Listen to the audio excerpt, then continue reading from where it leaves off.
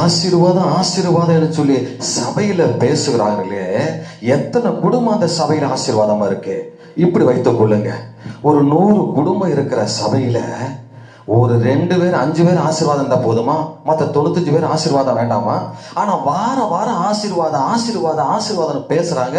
ஆசீர்வாத வார்த்தை வசனத்தை சொல்லி அந்த ஜனங்களை விசுவாசில உற்சாகப்படுத்துகிறாங்க. கையில தட்டுங்க, குதிங்க, பாடுங்க என்று சொல்லி தன்னைத்தானே ஏமாற்றிக் கொள்ள வைக்கிறார்கள். இது ஒரு வஞ்சகத்தின் ஆவி. ஆசீர்வாத வசனத்தை பேசுகிற பொழுது அங்க இருக்கிறவர்கள் ஆசீர்வதிக்கப்பட்டிருக்கணுமே. எத்தனை பேருங்க ஆசீர்வாதத்தை பெற்றுக்கொண்டீங்க? தருத்திரமா தானே இருக்கிறீங்க. எத்தனை வருஷமா சபைக்கு போறீங்க? 10 வருஷம், 15 வருஷம், 20 வருஷம், அதேதான் நிலைமை. என்ன என்றைக்காவது யோசிக்கிறோமா? ஆனா ஆசீர்வாதத்தை பேசுறவங்க ஆசீர்வாதமா இருக்காங்க. ஆசீர்வாதத்தை